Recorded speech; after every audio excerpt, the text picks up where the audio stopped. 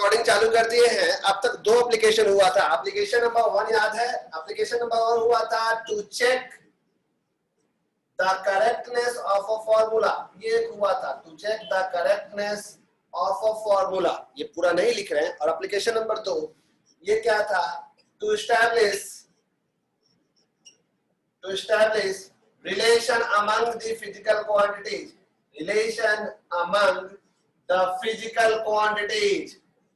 हम आपको 5 सवाल भेजे थे, ये हम सिखा चुके थे। आज इसी पे और बात करेंगे और सिखाएंगे। जो नए बच्चे हैं और वो डायमेंशन थोड़ा जानते हैं वही आज क्लास समझ पाएंगे। नए बच्चे बिना वीडियो देखेगा सीधे मेरा क्लास कर रहे हैं आज का, तो फायदा नहीं होगा, ये ध्यान रखिएगा। पीछे के 4 वीडियोज आपको देखने पड़ेंगे। तो एक हम 2 सवाल आपको करवाए थे, याद होगा, एक टाइम पीरियड वाला और एक सेंट्रीपिटल फोर्स वाला। तो आज का अगला क्वेश्चन, कॉपी पेन साथ में है ना, कैसे गर्दन ऊपर में कैसे फोन रख के देख रहे हैं, कॉपी पेन साथ में होना चाहिए। क्वेश्चन नंबर पहला आज के हिसाब से, वैसे आपके साथ तीसरा, ये क्वेश्चन हम भेजे थे, फिर भी लिखिएगा। Viscous force VISCOUS, viscous force acting on a particle या acting on a spherical body, viscous force F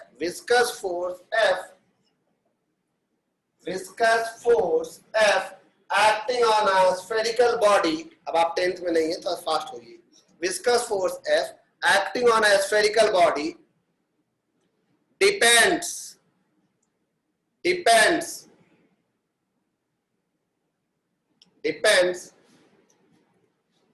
coefficient of viscosity ईटा।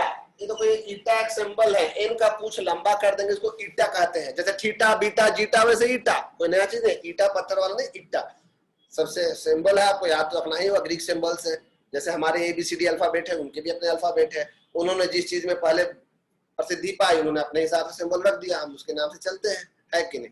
खैर, coefficient of viscosity eta, radius of the spherical body small r, radius of spherical body small r। अच्छा, coefficient of viscosity eta of the fluid लगा दीजिएगा ताकि confusion ना हो। Of the fluid, radius small r and velocity of the body v,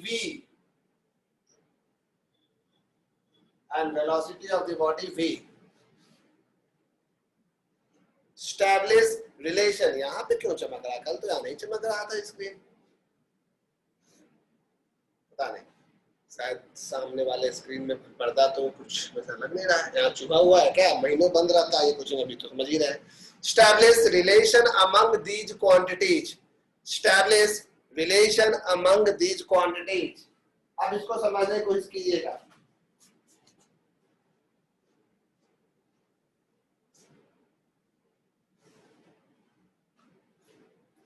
यहाँ पे कुछ नए टर्म्स आपको देखने को मिले, तो देखने पीछे कहाँ कर पाए, लेकिन छोड़ो बाद में देखेंगे। यहाँ कुछ आपको नए टर्म्स सुनने को या देखने को मिले। जैसे 11th क्लास में आप पढ़ोगे तो जैसे जैसे हम लोग आगे बढ़ेंगे नए नए चैप्टर्स आएंगे, जिसमें आपको कई तरह का कॉन्सेप्ट आएगा। इसके बाद kinematics, circular motion, friction, work power energy, rotational mechanics अलग ब्रांच, काइनेमेटिक्स तो अलग ब्रांच होगा, रोटेशनल मैकेनिक्स अलग ब्रांच होगा, थर्मोडायनेमिक्स अलग ब्रांच पढ़ेंगे, वेव अलग पढ़ेंगे, यानी ऑसिलेशन वाला आप वेव वाला कॉन्सेप्ट अलग पढ़ोगे। उसी ब्रांच में आप फ्लूइड मैकेनिक्स पढ़ोगे। फ्लूइड मैकेनिक्स में प्रेशर, चाहे आप आर्किमिडीज प्रिंसिपल, ये सब जो पहले से थोड़ा बहुत जानते हैं उसी का डिटेल वे पढ़ोगे आप। तो फ्लूइड मैकेनिक्स में आप एक टर्म सीखोगे विस्कोसिटी। तो आखिर ये विस्कोसिटी क्या होता है, क्वेश्चन तो आप लिख चुके हैं, हम अभी क्वेश्चन से पहले तो आप भूमिका बांध रहे हैं, थोड़ा मार्केट बना रहे हैं। वैसे ये सब चीज आपको भी समझ में नहीं आया क्योंकि ये सेकेंड बुक में पढ़ना है, लेकिन यूनिट एंड डायमेंशन में अगर ऐसा सवाल एग्जाम में आ गया तो आंख मूंद करके आपको कुछ कुछ चीजें याद होनी चाहिए, जैसे कि इसका डायमेंशन याद होना चाहिए। फिलहाल तो आपको हम समझाने जा रहे हैं, वो समझिएगा। आपने फ्रिक्शन सुना होगा, फ्रिक्शन क्या होता है, 10th क्लास तक में तो ऑलमोस्ट सब लोग ये जान चुके होते हैं कि फ्रिक्शन क्या होता है। जब एक सरफेस दूसरे सरफेस पे या तो चलता है या चलने की कोशिश करता है, तो दोनों सरफेस एक दूसरे पे टेंजेंशियल डायरेक्शन में फोर्स लगाते हैं, इसी फोर्स को हम फ्रिक्शन कहते हैं। आप जानते हैं हर सॉलिड सरफेस दूसरे सॉलिड सरफेस से फोर्स लगाता है। ठीक उसी तरह से लिक्विड के बीच में भी फ्रिक्शन होता है, लिक्विड लेयर के बीच में भी फ्रिक्शन होता है। पानी को आप बहाव और कोलतार या अलकतरा जो आप जिसे रोड बनता है उसको बहाव, ज्यादा गाढ़ा कौन दिखेगा आपको, पानी या वो कोलतार या अलकतरा जो आप बोलते हो, तो ज्यादा गाढ़ा आपको वो कोलतार दिखेगा। यानी कि मोबिल, दूध, आपका ब्लड या किसी भी चीज का फ्लो आप देखोगे तो हर फ्लूइड का फ्लो अलग अलग है। कोई ज्यादा गाढ़ा है जिसको आप विस्कस कहते हैं, वहीं से ये टर्म आया है, और कोई कम गाढ़ा है। ऐसा होता क्यों है? जब एक लिक्विड लेयर आगे बढ़ता है तो वो अपने साथ साथ पीछे की भी लेयर्स को लेके चलता है। ठीक है, तो कोई लिक्विड ज्यादा गाढ़ा होता है, कोई लिक्विड कम गाढ़ा होता है। यानी किसी लिक्विड में आपको बोलेंगे पानी में तैरो, तर जाओगे, आपको बोलेंगे मोबिल में तैरो, कुछ दिक्कत होगा। हो सकता है आपको बोले अलकतरा में तैरो, अब जाओ अलकतरा में तैर के दिखाओ, तो फ्रिक्शन आपके बॉडी और उस पानी के लेयर में या उस डीजल में या मोबिल में या उस अलकतरा में लगेगा। किसी में फ्रिक्शन ज्यादा लगेगा, किसी में फ्रिक्शन कम लगेगा। तो कहते हैं कि ये लिक्विड ज्यादा विस्कस है, ये लिक्विड कम विस्कस है। विस्कोसिटी वहां से आया। विस्कस आप अब ऐसे तो इंग्लिश वर्ड में ऑक्सफोर्ड में उसको गाढ़ापन में आप बोलते हैं, लेकिन फिजिक्स का टर्म है विस्कोसिटी। जो सॉलिड में फ्रिक्शन होता है फ्लूइड में, वही चीज विस्कोसिटी कहलाता है। कि वो प्रॉपर्टी जिसकी वजह से एक लिक्विड सरफेस दूसरे लिक्विड या सॉलिड सरफेस के साथ कांटेक्ट में आते ही फोर्स ऑफ फ्रिक्शन अप्लाई करे, उसको हम लोग फोर्स ऑफ फ्रिक्शन ना बोल के अब बोलेंगे विस्कस फोर्स। ठीक है, तो विस्कोसिटी, अब कोई लिक्विड कम गाढ़ा है और कोई लिक्विड ज्यादा गाढ़ा है, इसकी पहचान करने के लिए साइंटिस्टों ने एक टर्म बनाया। जैसे कि आप कम सुंदर है, कोई ज्यादा सुंदर है, इसके लिए क्या टर्म है? तो हो सकता है कि जैसे हम पहले देखते थे घोड़ापन का एड वेड में, फेयर लवली वाले में एक स्केल रखता था 1 to 10, लड़की को पहला दिन दिखाता था कुछ 10 वाले में, या जो भी अगले से बढ़ाते जाता था, वही स्केल बोल रहे हैं। तो उसी तरह से स्केल बनाया इन्होंने जो स्केल बनाया यानी कि जो मेजरमेंट बनाया, उसका नाम इन्होंने रखा coefficient of viscosity. Her liquid का अपना एक कॉफिशिएंट ऑफ विस्कोसिटी होता है, यानी ये वो मेजरमेंट है जिससे पता चलता है कि लिक्विड कम गाढ़ा है या ज्यादा, यानी उसमें फ्रिक्शन ज्यादा लगेगा या कम। तो इन्होंने उस कॉफिशिएंट ऑफ विस्कोसिटी को ईटा से दिखाया। इनका पूछ लंबा करेंगे तो ईटा, जैसे पत्थर वाला ईटा ही ईटा बोलने में है। ठीक है, थीटा जीटा बीटा, वैसे ईटा। तो ईटा का डायमेंशन आपको पता होना, कब से जानेंगे आप ईटा का डायमेंशन? जब इसका फॉर्मूला पता होगा कि आखिर ये है क्या। तो ये सब आप सेकेंड बुक में पढ़ोगे। तो अभी के लिए आपको याद करना पड़ेगा इसका डायमेंशन जो हम आपको बता रहे हैं। ईटा का डायमेंशन होता है m l -1 t -1। मान लो मुझे लिख ml -1 t -1 ईटा का डायमेंशन। ठीक है, अब ध्यान सुनना। अगर मान लो एक कंटेनर है और इस कंटेनर या बहुत बड़ा कंटेनर है, इस कंटेनर में पानी या कोई लिक्विड भरा हुआ, कोई भी लिक्विड भरा हुआ है, और क्वेश्चन ने बताया है कि उस लिक्विड का कोएफिशिएंट ऑफ विस्कोसिटी ईटा है। इसमें एक स्फेरिकल बॉल को आप फेंके नीचे की ओर।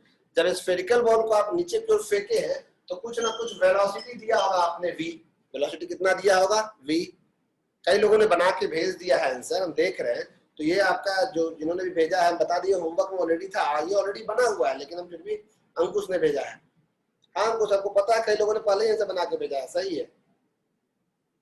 ओके, हम सबका देख ले रहे हैं, चिंता मत कीजिएगा, सबका जो भी हमको व्हाट्सएप करते हैं हम देखते हैं, लेकिन अभी हम बनाने नहीं दिए, ये होमवर्क में ऑलरेडी दे चुके थे, हम समझा रहे हैं। क्वेश्चन तो हम फेंकेंगे आपके पास, लोड नहीं लेना है।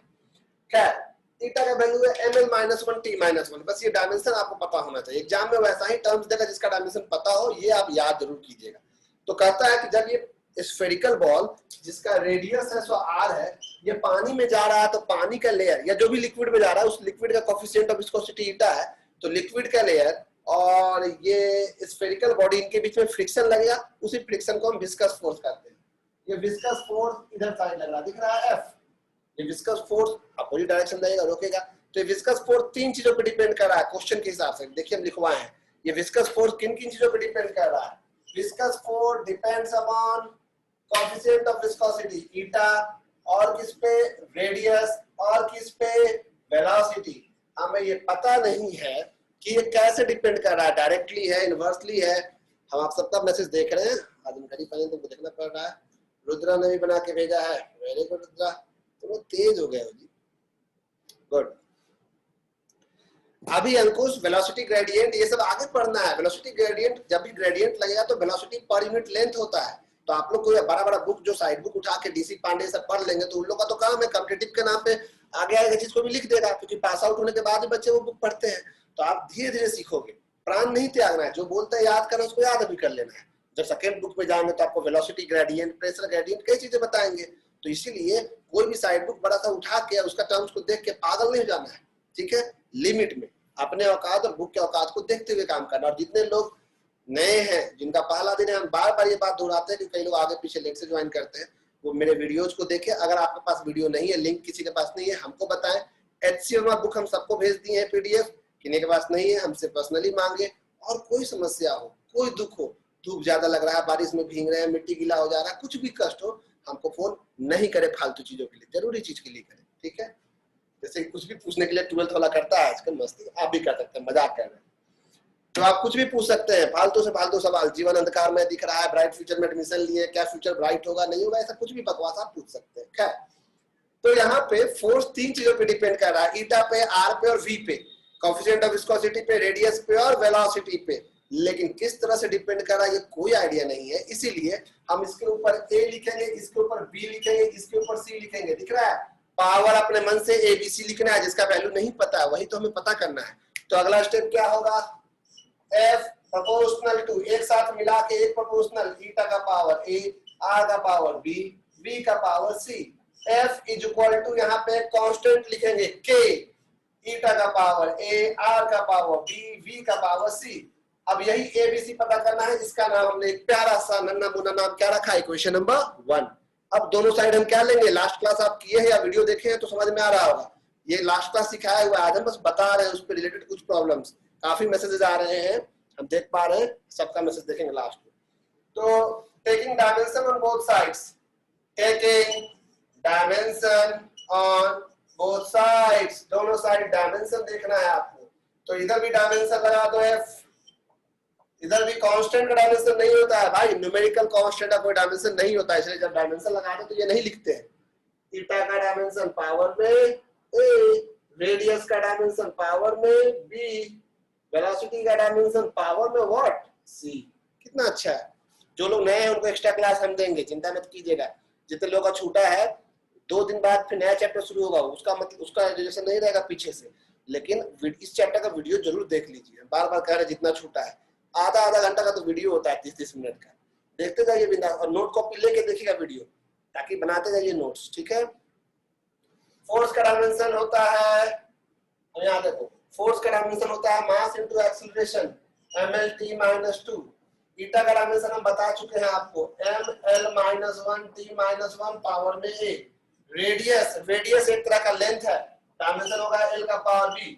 और वेलोसिटी का डायमेंशन होता है LT-1 का पावर C। M का पावर A, L 3 जगह है, -A + B + C, देख रहे हैं ना, -A B and C। T 2 जगह है, -A - C। और इधर क्या आपका आया हुआ है, mL/t-2। M और L का पावर में 1 है, कुछ नहीं है मतलब 1 है। सेम बेस दोनों साइड है तो पावर इक्वेट करते हैं, जैसे M और M यहाँ है तो पावर में A है यहाँ पे, यहाँ 1 है, तो इक्वेटिंग कोएफिशिएंट या कंपोनेंट या exponent of similar terms on both side, जो कि हम नहीं लिख रहे हैं, हम आलसी हैं। जाओ, हर चीज लिखते रहते दिन रात, हम 3 दिन से लिख रहे हैं, आई मीन लास्ट क्लास से लिख रहे हैं, equating coefficient of similar terms on both sides. Okay, M A equal to कितना आएगा, A इक्वल टू कितना आएगा, 1 आएगा। कितना सुंदर है तुम लोग, बहुत बढ़िया। अब उन्होंने तारीफ किए हैं, -A + B + C equal to कितना आएगा, अगेन 1 आएगा। बहुत सुंदर, कितना सही बोल रहा है तुम लोग, जो कि हम कुछ सुन भी नहीं पा रहे। -A - C इक्वल टू कितना आएगा, -2 आएगा। सॉरी, यहाँ पे चमक रहा है बोर्ड, शायद इसको हम यहाँ नहीं लिखेंगे, जहाँ बोर्ड चमक रहा है हमको भी दिख रहा है, चिंता ना करें, सिर्फ आपको दिख रहा है। इक्वेशन नंबर 2, इक्वेशन नंबर 3, और एक बोले क्या, -A - C equal to -2। Solve करो भाई इक्वेशन 2, 3 और 4 को ऑन सोल्विंग। अब इतना तो आपको 10th क्लास से पहले ही सिखा दिया गया है कि A का वैल्यू आया 1, A का वैल्यू 1, A का वैल्यू 1 पुट करो, -1 जाएगा तो +1 हो जाएगा, -C equal to -2 + 1 is -1, minus cut जाएगा, C का वैल्यू भी 1 आएगा, C का वैल्यू 1, A का वैल्यू 1, C और A कट जाएगा तो B का वैल्यू भी 1 आएगा, यानी A और B और C तीनों का वैल्यू 1 आया। Therefore equation number 1 implies F का वैल्यू कितना आ जाएगा भाई, विस्कस फोर्स का formula, constant K eta R V, तीनों का पावर 1 1 1 आंसर। के बारे में कोई आइडिया नहीं है, जब आपको हम सेकेंड बुक पढ़ाएंगे तो बताएंगे। यहाँ पे के 6 पाई होता है, इसको स्टॉक्स लॉ कहते हैं, ये उस समय की बात है। फिलहाल आप बोर्ड पे इसको देखिए और एक एक करके अपने आप को अनम्यूट कीजिएगा अगर किसी को डाउट होगा तो। किन्हीं का पहला दिन है और वीडियो नहीं देखे हैं और डायमेंशन का डी भी उनको नहीं पता है, तो आप वीडियोस देखेंगे और हमसे आप पर्सनली पूछेंगे, डेली आप हमसे पर्सनली पूछ सकते हैं, ठीक है, डेली, ये बार बार कह रहे हैं। तो इसका हम फोटो आपको भेज रहे हैं और एक एक करके बिना हैंड रेज किए, हमको आपसे कोई मतलब नहीं, ना आपका वीडियो देखना है ना कुछ, आप कुछ भी पूछ सकते हैं, ठीक है। चलिए पूछिए।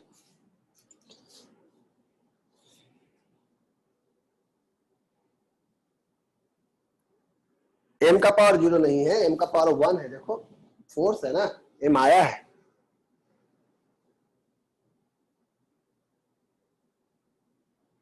किसी को डाउट नहीं है? इतना हमको टैलेंटेड बैच मिल गया है। भैया इसको बॉयंट फोर्स नहीं बोल सकते हैं? बॉयंट फोर्स नहीं बोल सकते, बॉयंट फोर्स अलग फोर्स है। जब भी कोई सॉलिड बॉडी लिक्विड में जाता है तो उसके ऊपर विस्कस फोर्स के अलावा एक और फोर्स लगता है, जिस फोर्स को हम लोग बॉयंट फोर्स करते हैं। एक मिनट, अपना वीडियो हम पिन कर रहे हैं। हाँ, बॉयंट फोर्स वो फोर्स होता है जो कि बॉडी जब उसमें डूबेगा, जब उसके अंदर जाएगा, तो जितना फ्लूइड को डिस्प्लेस करेगा ना, उतने फ्लूइड के वेट के बराबर उसके ऊपर एक फोर्स लगेगा अपवर्ड डायरेक्शन में। वो बॉयंसी या बॉयंट फोर्स होता है, जिसको आप आर्किमिडीज प्रिंसिपल भी कहते हो। जो आर्किमिडीज को पहली बार यूरोप के महाराज में, यूनान के महाराज के दरबार में, महाराज को बड़ा सोने का मुकुट पहनने का शौक लगा था, कहानी आप सब जानते हैं। प्योर सोना तो आया, बोला गया भाई उससे कि तुम मिलावट तो नहीं किए, बोला चेक करवा लीजिए। अब बिना तोड़े तो चेक करवाना पॉसिबल नहीं था। एक ये कहानी, और एक कहानी है कि राजा मूर्ति देना चाहते थे एक मंदिर में जो कि प्योर गोल्ड का हो, तो उनको डाउट हुआ था, तो उस मंदिर में जो मूर्ति दिए थे उसको चेक, यही दो कहानी आपको मार्केट में चलता है। तो उस समय आर्किमिडीज थे, किसी को पता ही नहीं चला कि बिना तोड़े कैसे प्योरिटी का अंदाजा लगाया जाए। तो आर्किमिडीज जो नहाने गए थे और टब पूरा पानी से भरा हुआ था, वो कहानी हम सब जानते हैं। और उससे इतना फेमस डायलॉग निकला था यूरेका, जो कि ग्रीक वर्ड है लेकिन हम लोग उसको इंग्लिश में भी यूज करते हैं, यूरेका, खोज लिया, पा लिया, इसका मतलब है। तो ये कहानी आपको 11th में सेकेंड बुक में फिर से हम सुनाएंगे ही, डिटेल में सुनाएंगे थोड़ा।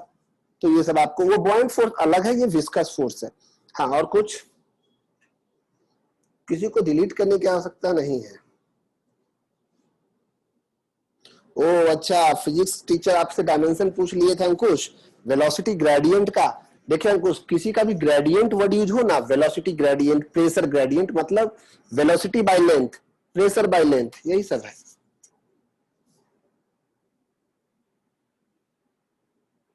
हाँ, वो क्वेश्चन भी आयुष अभी डिस्कस कर देते हैं, अभी क्वेश्चन हम डिस्कस कर देते हैं जो भी आप बोल रहे हैं। कई लोगों ने पूछा है क्योंकि क्वेश्चन शायद गलत है और आंसर गलत एक्सप्लेन किया। हम आपको जो आंसर भेजते हैं ना, वो कहीं से रिकॉर्ड, ये डाउनलोडेड आंसर है मान लो, तो उसको आपको नहीं देखना, वो तो आपकी सुविधा के लिए, उसमें मिसप्रिंट हो सकता है, तो हम चेक कर दे रहे हैं वो आंसर, ठीक है। चलिए, हो गया ये। हम इसका फोटो भेज रहे हैं आप ग्रुप में, किसी को डाउट नहीं है। ये सुन के हमको ऐसे ही रोना आ रहा है कि क्या बैच मिला है हमको, खुशी के मारे हम पगला गए। वेट, क्या कोई नए बच्चे भी आज क्लास कर रहे हैं जिनका पहला दिन है, तो वो हैंड रेज करेंगे? कोई नए बच्चे हैं जो क्लास कर रहे हैं, प्लीज हैंड रेज करेंगे, क्योंकि हम उन सब चीजों में टाइम बर्बाद नहीं करते हैं कि देखे कौन क्लास कर रहा है कौन नहीं कर रहा है। कोई नए बच्चे हैं तो हैंड रेज करेंगे जो पहला दिन क्लास कर रहे हैं। सुगम, सुगम पहला दिन क्लास करिए। और कोई? और कोई? बस एक ही बच्चे, ठीक है। तो आपको देखना होगा, आप ध्यान रखिएगा, आपको देखना होगा वीडियोज, ठीक है। याद आपको समझ में नहीं आ रहा होगा। बहुत काफी बच्चों को हमने ऐड किया है ग्रुप में, और सारे बच्चे देखो ग्रुप में ऐड होते जाते हैं। 40 लोग हैं। कुछ बच्चों, हम सबको बोले थे कि जो भी एक्स्ट्रा है 40 ग्रुप में है तो 40 क्लास करे, अदरवाइज ग्रुप छोड़े। पता नहीं, कोई छोड़ता भी नहीं। हाँ, कुछ लोगों ने जिनका 2-2 नाम से ऐड था उन्होंने ग्रुप लीव किया, अच्छी बात है, थैंक यू। अगला क्वेश्चन जो आप देख रहे हैं, ये मीटिंग एंड हो जाए अपने आप तो आपको तुरंत सेम आईडी पासवर्ड पे क्लिक करके दोबारा मीटिंग ज्वाइन कर लेना है। नेक्स्ट क्वेश्चन जो है वो भी होमवर्क का है और वो आपको बनाकर दिखाना है अभी मेरे लिए। जो आप लोगों ने पूछा हमसे, शायद वो क्वेश्चन कहाँ गया, वेट, कल हम भेजे थे पीडीएफ फॉर्म में ना आपको, उसका एक हमको फोटो खींच के भेज दो जरा भाई, किन्हीं को पता होगा तो। कल जो आपको हम क्वेश्चन भेजे थे वो हम खोज लेते हैं ताकि आपको वो क्वेश्चन बता सके।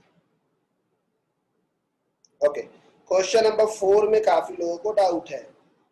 स्क्रीनशॉट ले लिए हो, बस शेयर करें दो कंप्यूटर पे इसको। मिल गया हमको क्वेश्चन, आपको भेजने का सुविधा नहीं है, स्क्रीन शेयर कर रहे हैं। मीटिंग काफी कम देर बचा हुआ है, 10 मिनट, फिर भी स्क्रीन शेयर कर चुके हैं हम। देखिए रहा स्क्रीन शेयर। ये क्वेश्चन अभी आप देखो ध्यान से, आप सबको बनाना है। ओ, कितना छोटा दिख रहा है ये। A large fluid star oscillates in space. आपको कोई मतलब नहीं क्या कह रहा है, आपको मेन प्रोसेस पता है, उसे काम करना है। एक लार्ज फ्लूइड स्टार है, oscillates in space under the influence of its own gravitational field.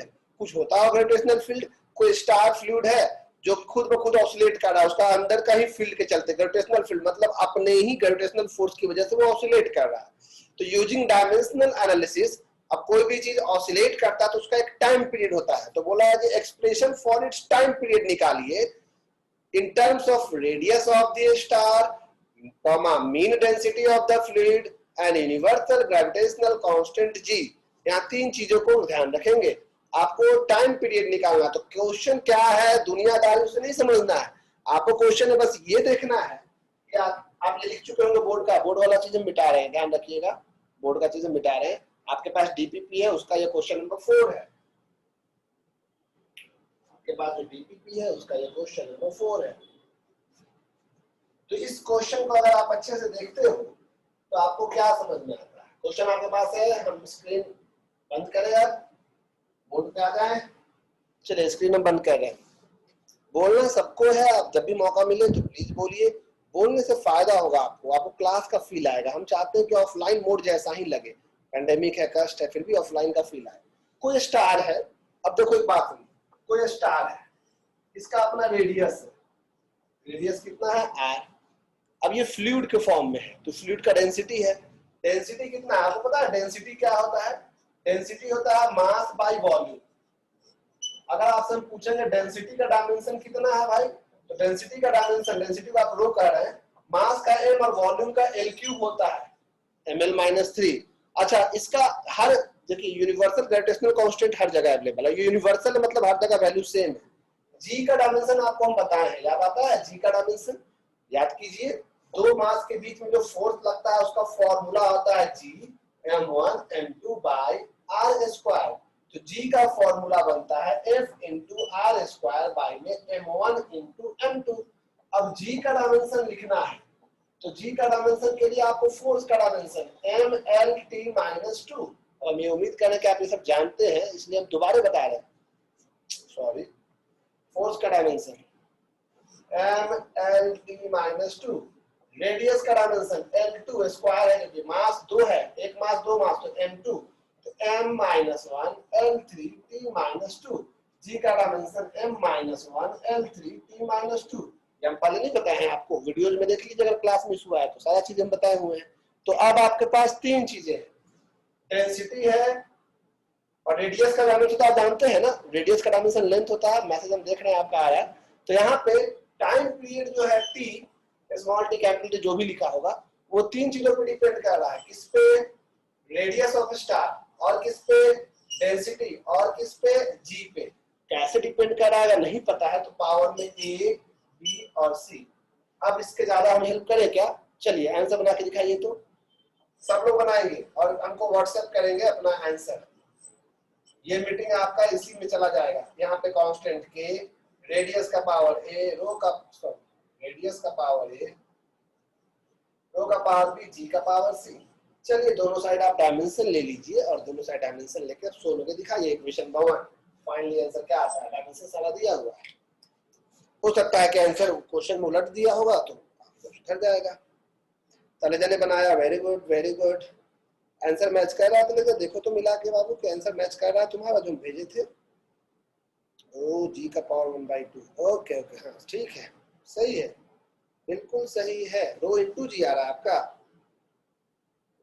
Okay match कर लेते हैं तलेजा हम लोग एक बार।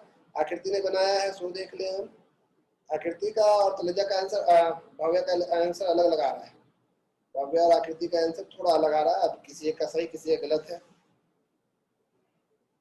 गुड, आयुष ने बनाया है, रुद्रा ने भी बनाया है, सही है, बोर्ड पे है अवेलेबल। शानवी ने बनाया, अच्छा क्वेश्चन भेजा सानवी ने, okay thank you Saanvi, question तो वो मिल गया। क्वेश्चन 4 ये है और इससे पहले क्वेश्चन 5 बता दिए थे, क्वेश्चन 5 है। अब क्वेश्चन 5 में 6 पाई दिख रहा है, वो कांस्टेंट है, आप नहीं बता सकते हैं उसको, 6 पाई आप नहीं बना सकते। नम्रता ने बना दिया, गुड नम्रता। तो काफी लोग जो बना रहे हैं उनका आंसर शायद सही आ रहा है, मतलब जो हम बनाए के भेजे हैं आपको बना के वही आंसर है शायद, और काफी लोग का तो आंसर यही आ रहा है, लेकिन मिला लेने में कोई बुराई नहीं है। ये मीटिंग अभी एंड हो जाएगा 2 मिनट के अंदर, ध्यान रखिएगा। तब तक के लिए मीटिंग पॉज करते हैं, आप दूसरे मीटिंग आईडी में जुड़िएगा, अभी नहीं, अभी क्लास में रहिए।